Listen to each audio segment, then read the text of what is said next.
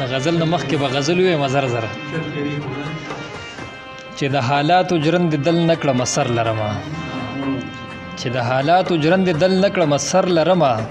حوصله لوړه خدای راکړې حوصله لوړه لرم زړه ډېر زورور لرمه او د نمر پرست هسې په چا پسې مخ نه ګرځوم د نمر پرست هسې په چا پسې مخ نه ګرځوم شکر دی مزاج لکه د نمر لرمه مننه اوس د مجاز د محبت هډو قایل نه یمه اوس د مجاز د محبت هډو قایل نه یمه جانان مې یو دی بس زه یو د زړګي سر لرمه او خانی په سو کړم غرور اخیر په سو کمه خانی په سو کم غرور اخیر په سو کمه نه اوس چینار چینه لرمه نه ګودر لرمه نو د جهنم د اور خشاک لزانه ولې جوړ کم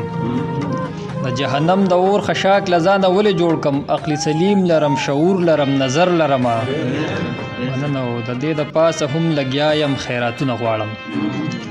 د دې د پاسه هم لګیا یم خیراتونه غواړم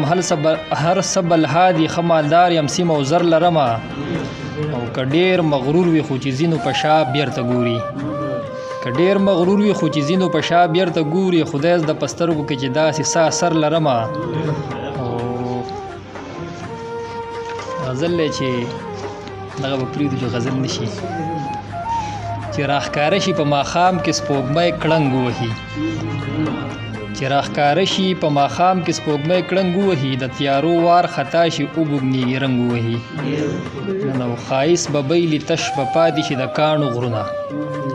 ښایست به بیلي تش به پاتې شي د کاڼو غرونه هغه نخترې سیزي دی به تې خدنګ ووهي او د آخرت فکر تې پاتې شي جنت تې هیر شي د آخرت فکر تې پاتې شي جنت تې هیر شي چې د چا زړونه د دنیا د حیرت زنګ ووهي مننه او په ځای د ذکر لټوي سکون په دې طریقه په ځای د ذکر لټوي سکون په دې طریقه د غره لمن ته لاړ شي لپې لپې بنګ ووهي مننه او چې د پښتو په لیک او لوست ورته ځان بدې ښکاري چې د پښتو په لیک او لوست ورته ځان بدې ښکاري هغه پښتون نه دی هغه خو دې بیا لنګ ووهي مننه چې د پښتو په لیک او لوست ورته ځان بدې ښکاري هغه پښتون نه دی هغه خو دې بیا لنګ ووهي